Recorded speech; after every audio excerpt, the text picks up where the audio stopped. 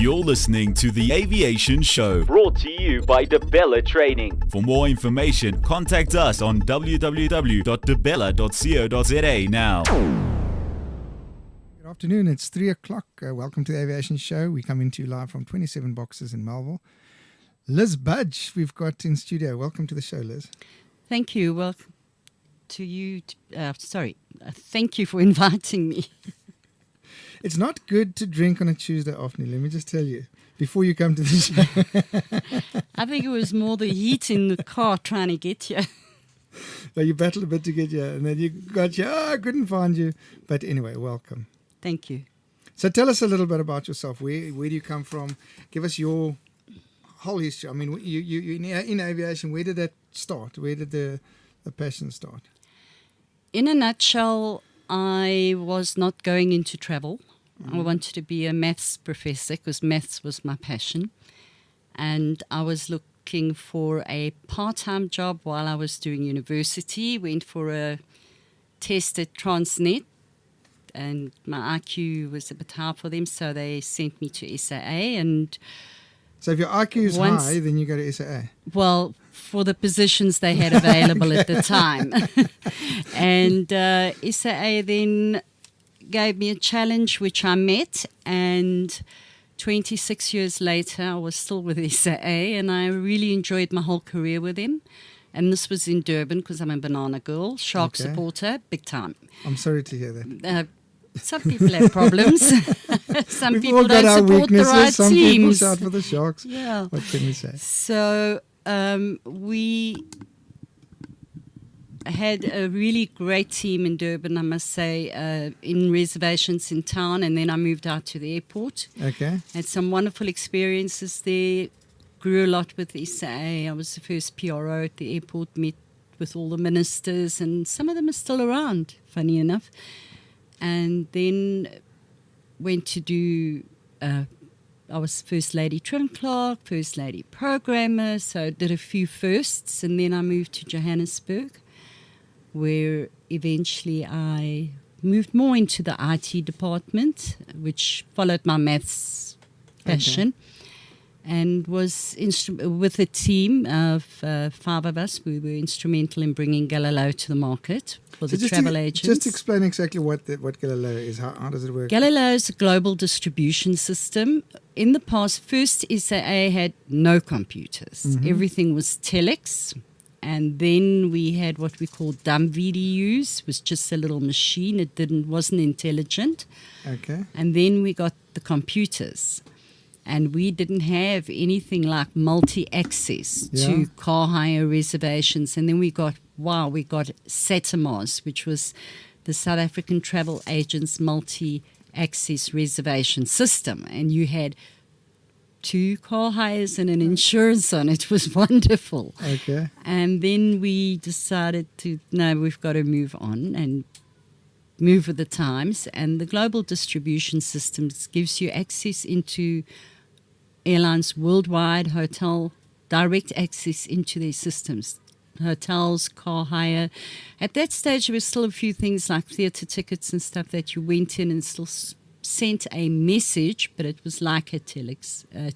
So what kind of era are you talking about? What year were you talking about? When we brought in Galileo was the late 80s. Okay, so there was no internet or any of the technology we're talking about today? When I started at SAA, there was the telephone. That was it.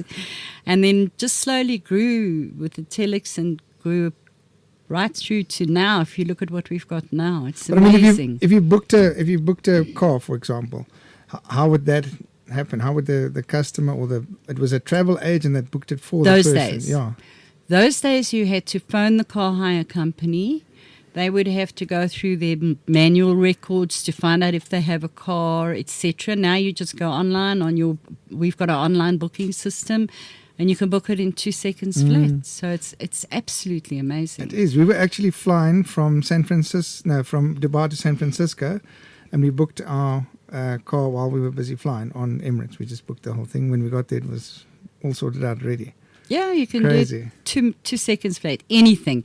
And that made a big difference to the travel industry. And then obviously it's grown a lot more since then. There's more advancement.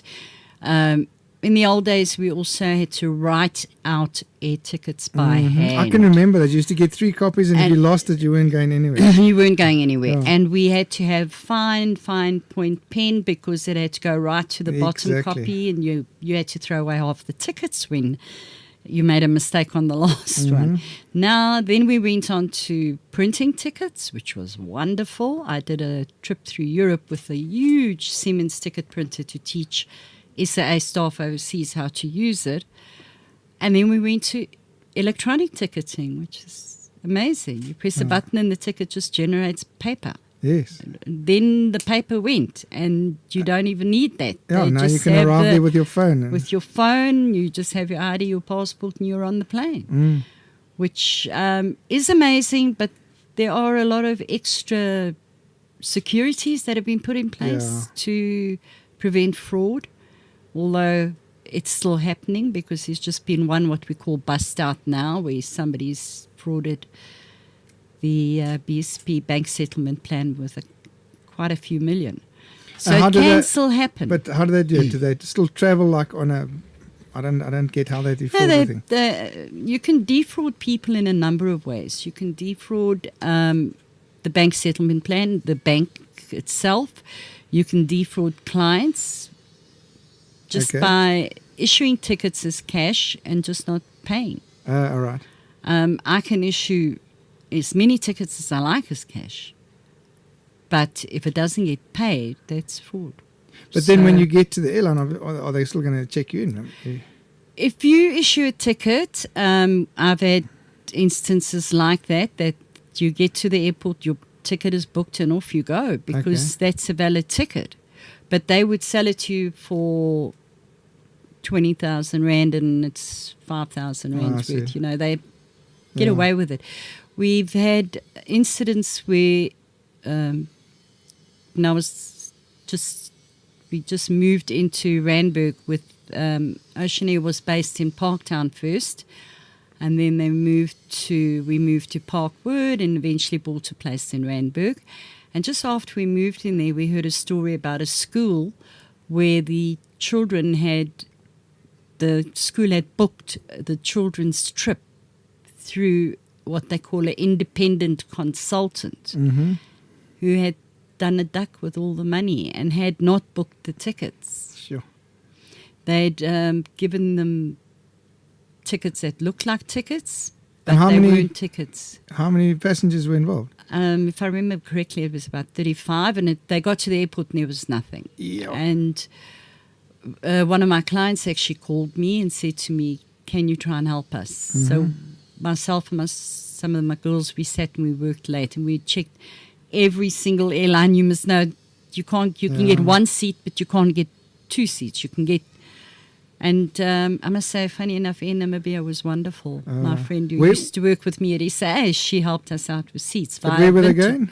They were going to Europe, to Ireland, to Spain, all over Europe. And everything was gone. Some of the accommodation and that they've booked themselves, luckily. Okay. So we managed to get them to Frankfurt. So there were 1 or 2 places they weren't going to see and they saw eventually. But that's the type of fraud that can happen.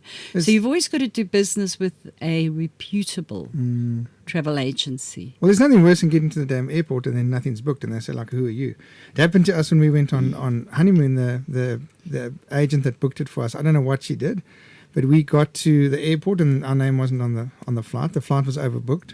And we had to speak to the guy and say, listen, we are actually on honeymoon. Can you make a plan? And they put us on standby and we got on the flight. And when we got to Malawi, where we were going on honeymoon, we arrived at one of the lodges there. And again, they kind of looked at us with a blank look. So the whole trip wasn't organized.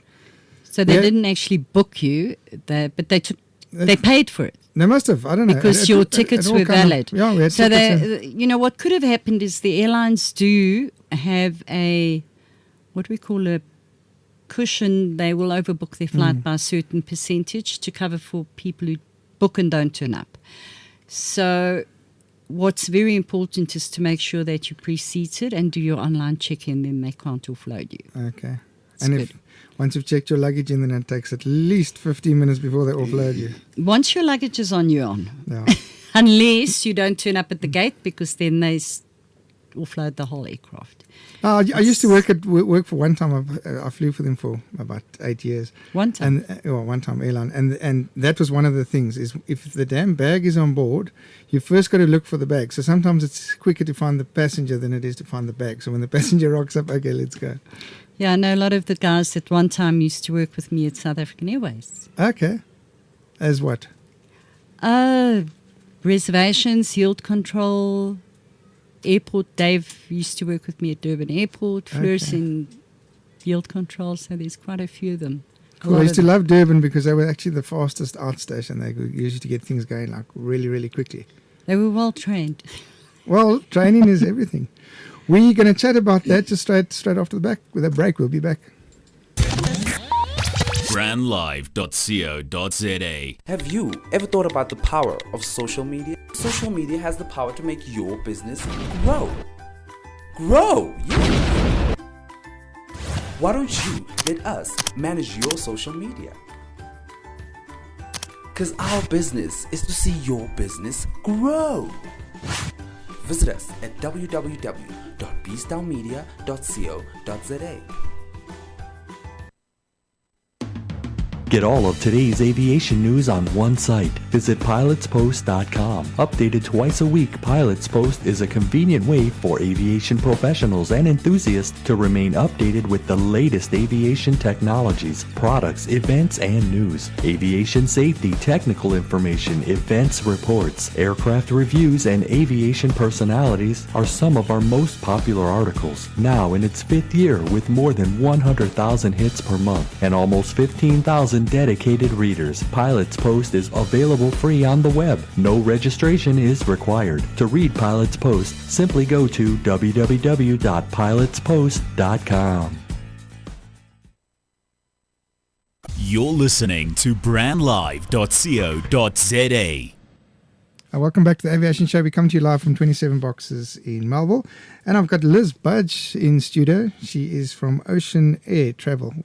So welcome back, Liz. We were talking in the break about people planning their trip. And tell us a little bit about the kind of hidden costs that you don't think about. Well, one of the most important things to do is to see what your requirements are before you decide where you want to go and what it's going to cost you, what money you have and what you need to save. Where you want to go to, do I need a passport? That is an expense. That is the time you've got to worry about. You can't say, I want to go next weekend and go to London. That's not going to work. What do I need? Do I need a passport? Don't I need a passport? Do I need a visa? Don't I need a visa? What are the time spans involved in getting it? What are the costs involved in getting it? Visas are hugely expensive. We've just got US visas now for the whole family, 4 of us. And it was like, I think it was $160 for the application plus another $160 for the visa. So that's $320 per person. So that's like very expensive. UK is worse. Yeah. And especially if you need to get an emergency one, UK is exceptionally expensive. And then some of the clients get informed incorrectly about whether they need a visa or not as well. So they must make sure they speak to the right people. Because a lot of people pay for transit visas and visas for the UK when they're going through to the USA and Canada and they don't need it. Visa. Yeah. And it's an unnecessary expense. But when you're planning your trip, if you're going to you need to go to Italy, don't fly via the UK, because why do you have to pay for a transit visa you don't need to pay for? Okay. Fly via another point. There's so many different points you can fly via. And make the most of your trip when you're going. If you're going to Europe or somewhere like that, take advantage of the free night stopovers or the free day stopovers, like in Abu Dhabi. On Etihad's got them, on Emirates has got them in Dubai. A lot of the airlines have these. Qatar's got them now as well, where you can. Turkey's got them. You can stay for a night for free on your way there or on your way back. Do it. And then you could also extend that stay normally, and it counts as part of your ticket. So if you're That's going, right. like my daughter's going to Singapore, and they want to include Thailand. So they're flying with Singapore Airlines. They go to Singapore, then they go into Thailand, spending, I think, 7 days or something in Thailand, and then coming back to Singapore for the original reason, which is a seminar, and then they go home. And that is all like one ticket, whereas you would have to buy single tickets, and that's going to cost you a fortune, eh? Well, we worked out the other day, there There was a special to New York, and you won't believe it, but it was under 10,000 Rand return, including taxes. Wow. But to get to the hub where the airline was flying via, a return ticket would cost you 13,000 Rand. So it was cheaper to fly to New York than to fly to. It's crazy, but Uh-huh. like Africa, what is the most expensive route? Is it still like Angola? I know Angola is the most expensive country, but there's routes in Africa it that just are... depends on the availability. Most of the countries are expensive because, things are expensive there. The hotels are expensive. Most of them are. They're all dollar-based, most of them. And you've also got visas problems and things like that. But if you're looking at the African ones, they're not the best ones to do a stop if you want to do a free stop in. You rather do something Don't go like via Lagos and stop for the night. You can do via Frankfurt. You can do via Zurich. Zurich's a wonderful one to stop at. You can just, near the airport, you can go up the mountain and do the Planet Walk. No, I know Zurich very well. We used to Planet go there Walk. every 6 months, and it was They stop. lovely. You fly in the morning, fly out at night. In Frankfurt, you fly in the morning, fly out at night, and you do the Rhine. Go for a cruise on the Rhine. Take advantage, get the most out of your trip.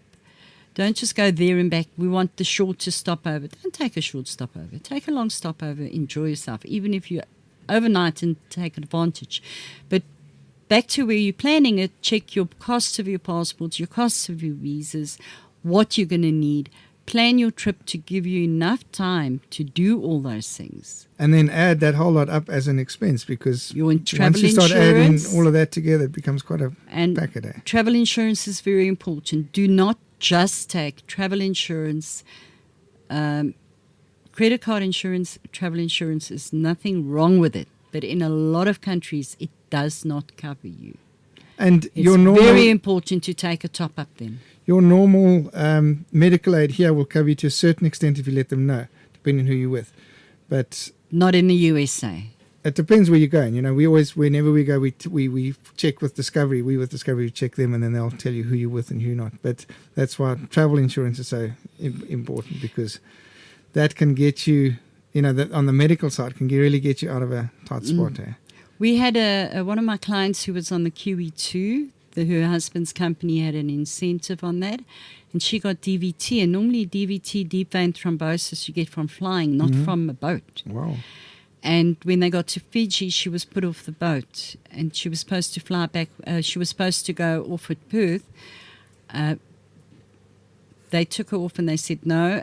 She had to go back on the boat, and they took her right through to Sydney on the QE2, and then there they took her to hospital, to specialists. And the QE2's insurance did not cover her. Sure. Fortunately, she's been traveling with me for a long time, and I enforce it. You put enough insurance, so she had sufficient insurance to cover her, and they upgraded her to business class on the way back. Okay, well, that helps. And she's still around to tell the story. But it's very important. And price-wise for travel insurance on your average trip? You've got so many good deals. We have our preferreds. Hollard is one of them. They're very good. And they've got family deals. So, depending where you're going for 3-4 days, you can have a 500 Rand, which is quoted. We've got group insurance. We've got family insurance. You've got individual insurance, student insurance, senior insurance. Okay. You've got to look at the ones that cover existing illnesses as well. That's very important. Now, talking about business class and economy class, first class, how do you justify, economy class is dirt cheap, but then you pay the price because we sat in economy class because of the family of 4 from San Francisco to Dubai, and we had, on an Airbus 380, we had 22 babies, and they cried the entire night for 16 hours. It was torture.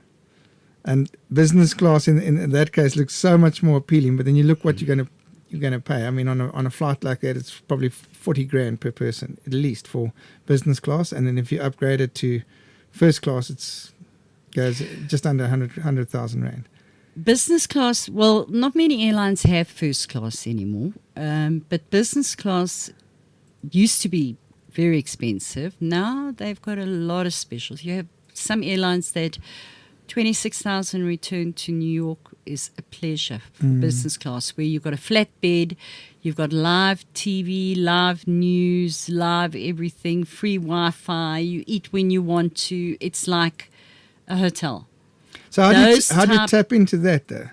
We advertise it to our clients on newsletters, and anything we do get that we know somebody's traveling, we will tell them about it. We have negotiated, XL Oceanair Travel is part of a conglomerate called XL Travel, where these are all individually owned companies, but got together to get the buying power. So we have a lot of deals with airlines, and then we have our own deals that we negotiate with airlines.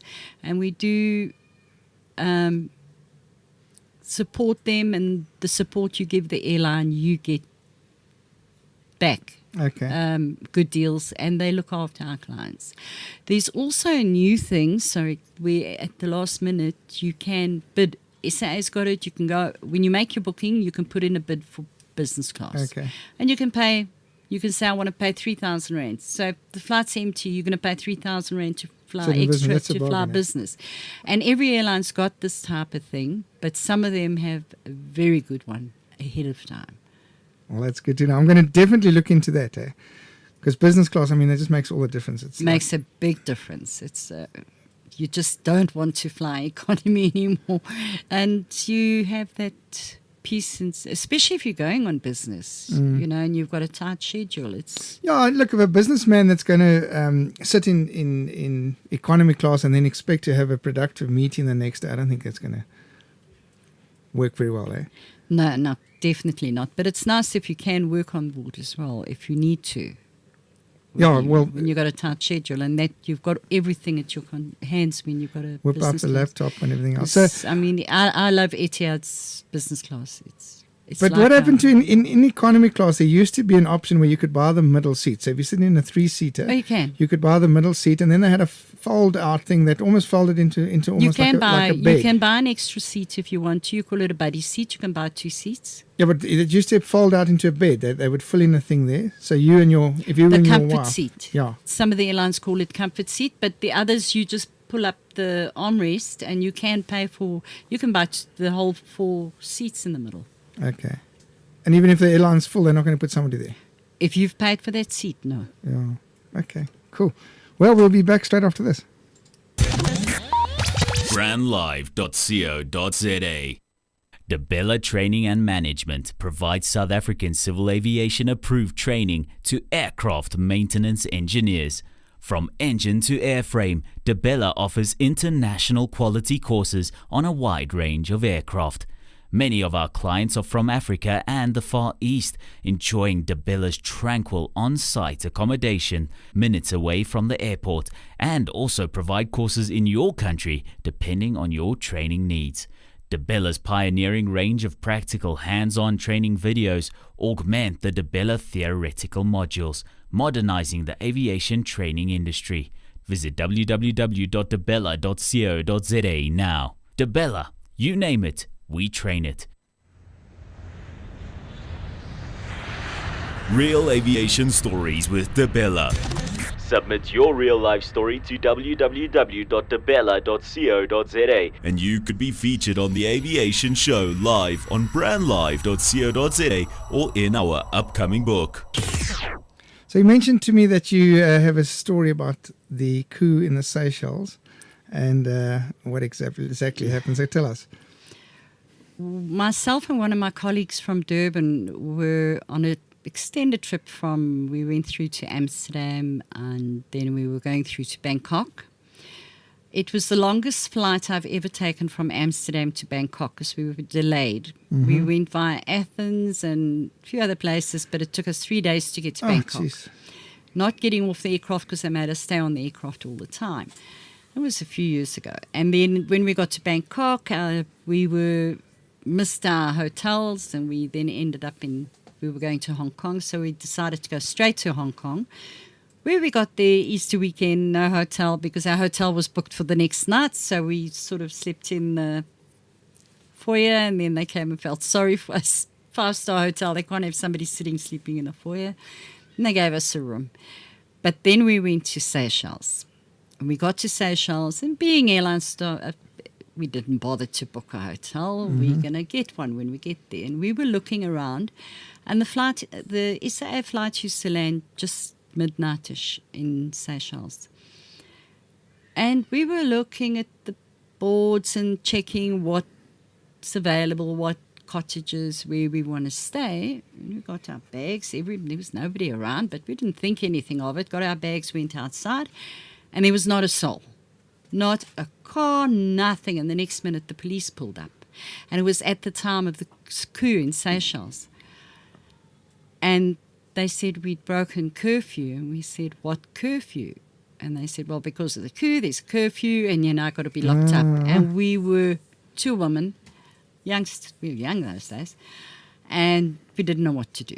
So we said to them, please, please, please don't lock us up. What can you do? And they said, well, we can lock you in the ladies' toilet, provided you can put something on the window to cover the light. We can let you leave the light on. So we did that, and they locked us in. And the basins, I'm only 5'2", and the basins were about 6 foot high. So we stood on our suitcases to wash our feet and stuff.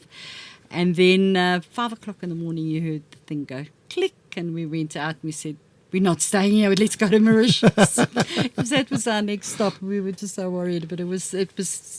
But it makes a lovely story. It's a lovely story, but I'll tell you, it was a beautiful island when we came out that morning, but spending the night in the ladies' toilet was not a joke.